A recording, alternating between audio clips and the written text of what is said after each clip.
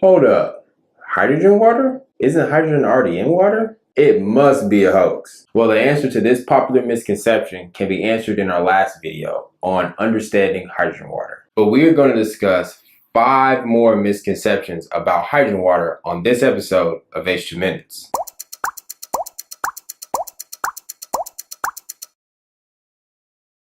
Before we get into the misconceptions, you may want to click the card to learn more about the different forms of hydrogen. We are going to be talking a lot about that in this video, and I wouldn't want you to be confused. One of the most common responses I've heard when people hear about hydrogen water is not to drink it, because adding hydrogen to water would make hydrogen peroxide. So let's see, a water molecule looks like this, with 2 hydrogens and 1 oxygen. And hydrogen peroxide looks like this, with 2 hydrogens and 2 oxygens. The obvious reason why this misconception is faulty is because hydrogen peroxide has an extra oxygen, not hydrogen. Another reason is that it is assuming that the hydrogen gas in the water is bonding to water or any other molecule. It is virtually impossible for H2 to bond to water molecules under normal conditions. H2 is neutral and stable, therefore it does not need to bond with anything else in the water either. Besides that, molecules that are added to water don't just randomly bond with water to form some new molecule or element. For example,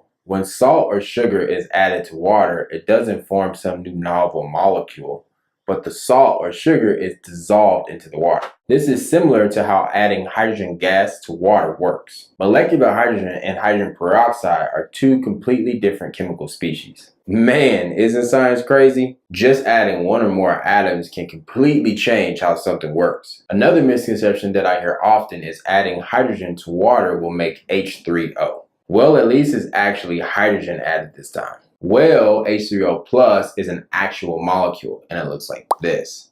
And it's actually called hydronium. Hydronium is the acidic component of water. Hydronium naturally exists in water and is produced on the anode or positive side of electrolysis, which is actually where oxygen gas is produced as well. Hydrogen gas is produced on the cathode or the negative side, along with hydroxide, which is the alkaline component of water. Click the card to watch our video on the pH of water. This also goes back to the point that when you're producing hydrogen water, you are not bonding hydrogen gas to the water molecules. Don't worry if you are confused. We will do an electrolysis video soon to break down how all of this works. This misconception leads me to the next misconception, that hydrogen in the water will affect the pH of the water. Now, it is true that the hydrogen ion concentration, or H+, dictates pH, but that is not what's happening here. When we are talking about hydrogen water, we're talking about H2 or hydrogen gas. H2 is a neutral molecule and it does not change the concentration of H+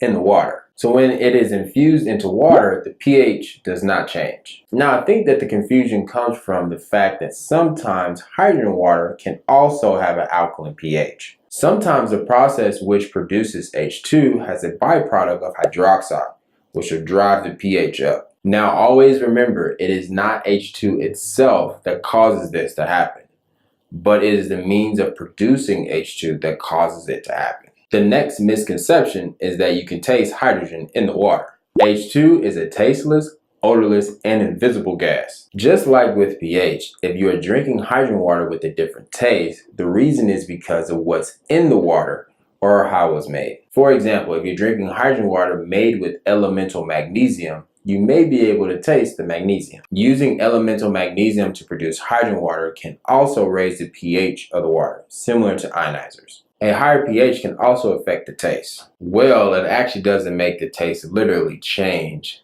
but the higher hydroxide levels can influence certain cells in your mouth, making it appear to have a funky taste. Taste also depends on what's in the water or how good of a filter you have. With all the things in our tap water, it could be anything making it taste different. The presence of minerals can also make it taste one way as opposed to the taste of water with little to no minerals. So there are many factors in the taste of your hydrogen water. But whatever it is you're tasting is not the hydrogen. Finally, a misconception I hear often is hydrogen water is flammable. Okay, so yeah, hydrogen gas is flammable above 4%.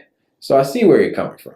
But hydrogen is not flammable when it's dissolved into water. This concept is similar to gunpowder. Gunpowder is combustible, but not when it's dissolved into water. Now, you may have seen people holding a lighter at the end of an ionizer spout to show the popping or crackling of the hydrogen gas coming out with the water. This is undissolved hydrogen gas that is escaping as soon as the water leaves the spout.